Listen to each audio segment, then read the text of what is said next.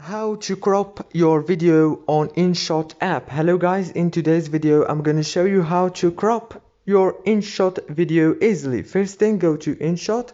As you can see, this is the home page. Now go and click on the video option, and now you can upload a video from here, from your gallery, or you can choose from your drafts like me. I already have this video.